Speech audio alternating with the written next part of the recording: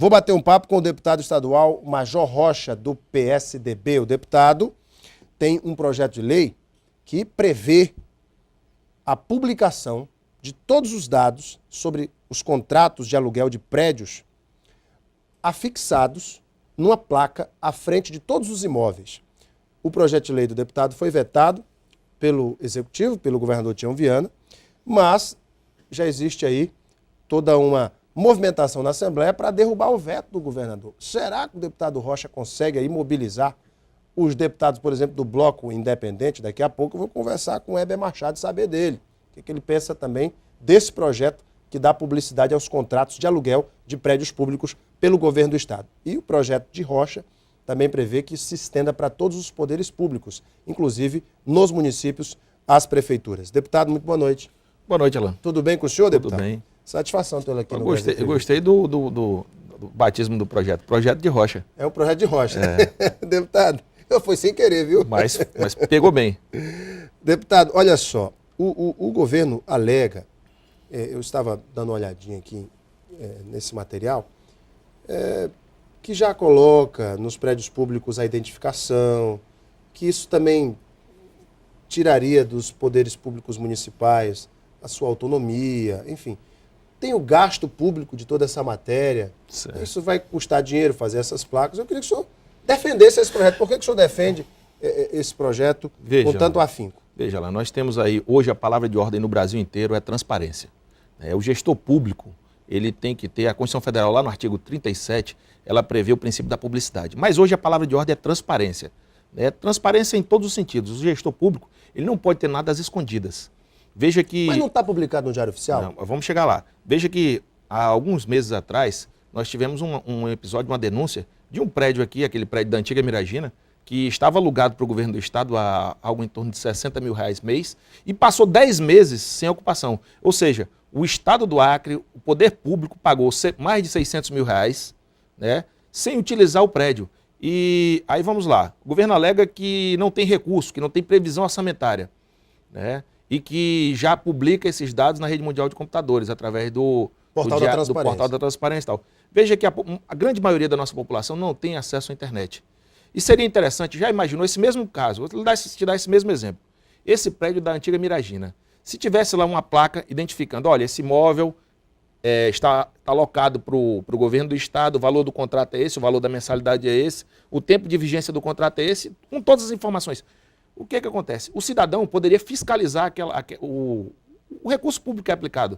Imagine quantos prédios não têm alugados para o estado hoje e para as prefeituras. O senhor fez esse levantamento? Não, isso é impossível de se fazer, porque são muitos imóveis.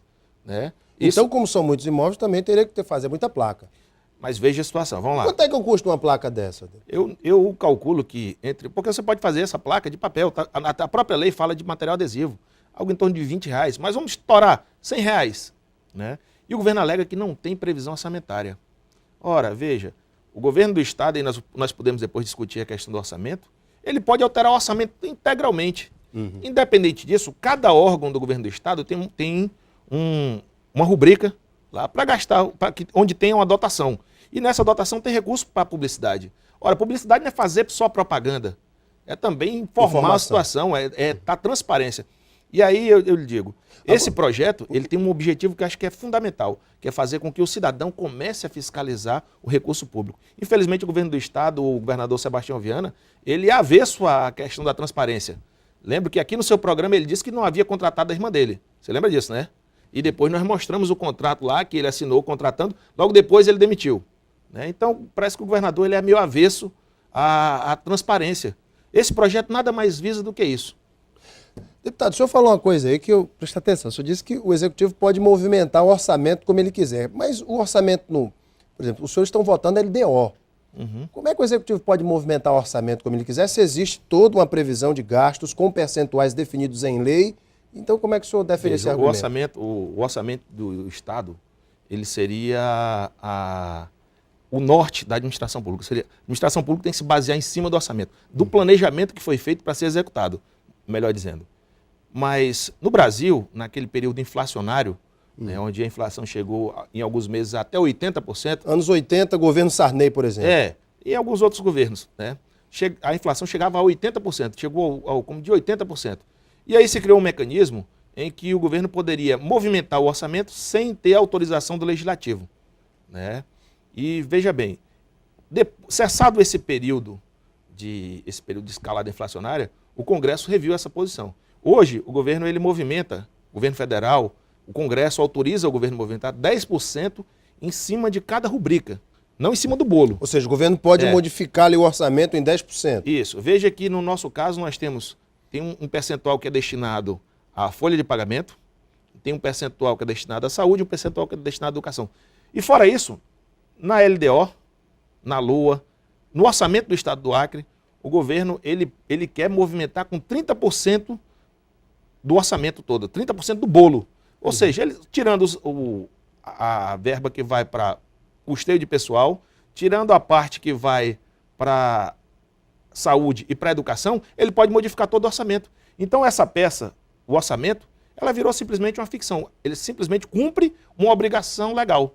Né? Por quê? Porque o governo pode alterar todo o orçamento. Qual o percentual do Acre? 30%. 30%. Sem autorização do legislativo.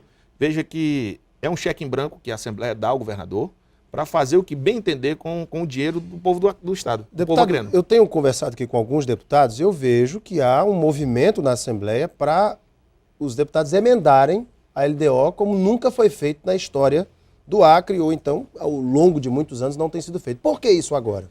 Veja, a emenda a qualquer projeto de lei, a qualquer lei, ela é uma coisa normal, não foge à rotina. Se você for ver a LDO de Minas Gerais, por exemplo, que é administrada pelo PSDB, tem 32, 33 emendas, né, com parlamentares de vários partidos, né, e foi aprovada. Né. Aqui no nosso estado, há uma tendência do governo querer empurrar goela abaixo tudo o que ele quer.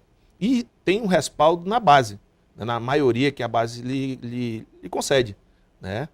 Mas hoje acho que há o parlamento ele começa a acordar para essa questão da autonomia, da independência. Por exemplo, o senhor falou na independência, o bloco independente. Eu daqui a pouco converso com o deputado Weber. Mas por telefone já conversei com ele e toquei nesse assunto aí do veto do seu projeto das placas que dão publicidade aos valores dos contratos nos prédios públicos. E ele disse que ele é inclinado, como presidente do bloco independente, a apoiar o veto. Alain, e aí? Veja a O situação. senhor vai conquistar esses votos? A questão do veto, né? Você votou a questão do veto, é interessante dizer. O parlamento ele aprovou esse projeto. Esse projeto é um projeto que está na mesma direção da opinião pública nacional, que é a transparência, certo? E o executivo, quando veta um projeto desse e a Assembleia ela acata esse veto, né, na verdade o próprio Poder Legislativo está se desmoralizando, porque ele está se submetendo a um outro poder.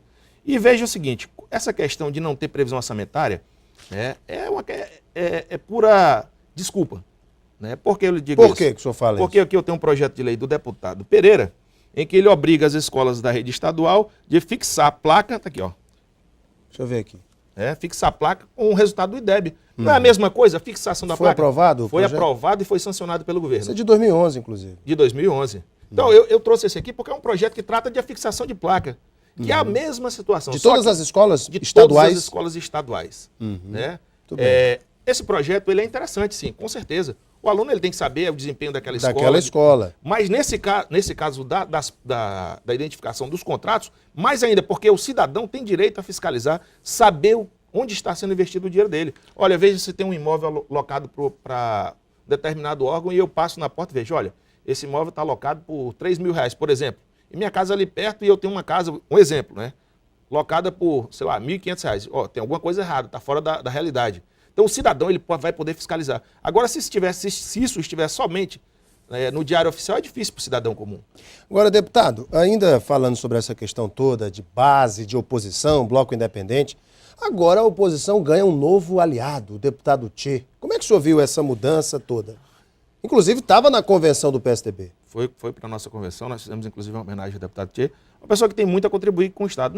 Não simplesmente pela questão de vir para a oposição, mas é um deputado que tem levantado questões importantíssimas. Eu até disse para ele, Tchê, o seu discurso está maior que a Assembleia. Né? Eu disse isso por quê? Porque ele levantou discursos de interesse não só do Estado do Acre, Mas, por exemplo, aquele discurso da dívida dos estados é um discurso que interessa a todas as unidades da federação. Que remonta ao Pacto Federativo, Isso, ao repasse das verbas da União. Então, o deputado Tchê, ele tem tido, foi presidente da UNALI e teve uma gestão que eu acredito que a mais assim, dinâmica. Né? O deputado Tchê, então, é uma pessoa que tem muito a contribuir com esse projeto, não só da oposição, mas com o nosso Estado. Vamos lá, correndo. Que uma grande aquisição para a oposição. Eu vou correr aqui, porque tem 2 minutinhos só para lhe fazer essa pergunta. Se eu seja rápido, me responda aqui. O Rosivan Marques diz assim: boa noite, Alain, boa noite, deputado Rocha. Gostaria de parabenizar o deputado pela sua luta junto à Assembleia, mas gostaria de saber se o governo tem algum interesse de aprovar o risco de vida dos militares ainda este ano, porque vida não tem preço, mas se for colocar preço na vida será igual, porque não é justo um coronel ganhando quase R$900 de risco de vida, enquanto um soldado ganha R$180. Isso não é injustiça? O senhor não acha, deputado? Com certeza. O governador havia prometido que esse ano ele iria discutir, iria negociar e conceder aos militares essa isonomia, a igualdade do risco de vida. Veja como ele falou, um coronel ganha R$900 e um soldado ganha R$180. Veja que hoje se criou um valor, a vida de um soldado vale X, a do coronel vale 10X. Mas não seria equivalente ao salário, à patente também?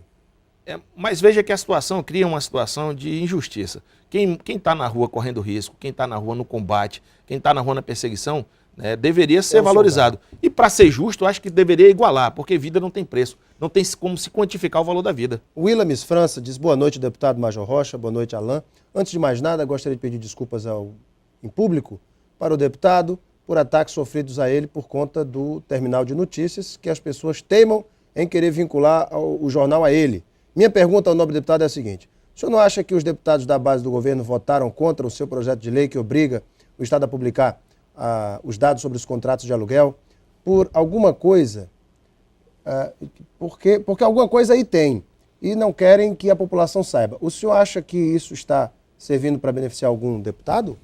Olha, Williams, eu acho o seguinte. Primeiro, a questão do terminal de notícias. O terminal de notícias é um veículo de comunicação que surgiu, que é muito importante, que faz o contraponto. Veja que você tem vários veículos de comunicação que são sustentados com uma subvenção do Estado. Aí tem um veículo de comunicação independente que não se pauta por A ou por B. Mas, independente disso, eu acredito que, quando ele pergunta sobre Tem algum deputado? Não, eu acredito que é o seguinte: o governo não gosta de transparência. Isso já ficou claro em várias oportunidades. Por quê? Porque esse projeto não tem nada demais. Eu não vejo assim. Porque o medo de se colocar num imóvel o valor do aluguel. Porque o medo de colocar no imóvel o valor da mensalidade. Tem uma pergunta aqui do Neudes Pereira. Deputado, o que o senhor tem a dizer sobre aquele assunto de 13 anos atrás, sobre uma jovem que foi brutalmente assassinada e estuprada em Sina Madureira? Existem boatos nas redes sociais, quando o senhor, na época, era o comandante da cidade. Esclareça este fato, por favor, para a população. Olha, ele se refere àquele assassinato daquela moça? Aquela situação lá. Naquele tempo... o senhor era comandante da Era comandante da polícia. No dia que aconteceu esse crime, gerou uma comoção muito grande. E nesse período, foi feita investigações e apontaram que teriam sido 3 pessoas lá. E ficou constatado naquela época, com todas as circunstâncias, com todos os indícios. Infelizmente, na época, o delegado, ele não pediu a perícia, que era uma obrigação da Polícia Civil. Ele não pediu a perícia no local. E não foi feita a perícia. Eu acho que talvez tivesse esclarecido. Mas o que aconteceu? Depois aí criaram-se uma série de fatos, entrou a política no meio, tinha uma deputada na época que distorceu toda a situação. E aí o que aconteceu? Hoje ninguém foi punido por aquele crime. Ninguém. Passaram-se 13 anos e ninguém foi punido pelo aquele crime. Eu te digo o seguinte: eu tenho minhas convicções e acredito que aquelas pessoas que foram presas foram os autores do crime. Digo isso porque a gente estava lá, acompanhou algumas coisas e tal, mas o que me deixa assim, é porque com 13 anos, um crime bárbaro daquele, ninguém foi punido. A impunidade, ela permeia, impera. E isso estimula a prática do crime. Hoje, Sina Madureira vive um caos na questão da violência. Gente, infelizmente nosso tempo está estourado. Eu agradeço aqui a participação dos internautas. Tem outras perguntas, não deu tempo de fazer. Deputado, obrigado pela tua vinda. Eu que agradeço, Alain. Estou sempre à disposição. Só uma última situação. Sim. Nessa situação desse caso de Sina Madureira, tem um repórter, um jornalista, que parece que até numa matéria do jornal aqui da Gazeta, foi apontado espancando uma mulher. Ele estava esses dias lá fazendo perguntas sobre a minha pessoa. Olha, eu não tenho nada a ver, não estava, eu era comandante da Polícia Militar. Agora o cidadão, acontece nesse estado é que as pessoas querem distorcer os fatos para tentar, não sei, atender interesses politiqueiros, né? É uma situação complicada, mas nós estamos prontos. Por que ele não me procurou para saber? Está procurando lá, vai. É isso aí. Eu conversei com o deputado Major Rocha, nosso tempo está estourado. Muito obrigado, deputado, pela sua vinda ao programa. Daqui a pouco nós voltamos para a sequência do Gazeta Entrevista. Até já.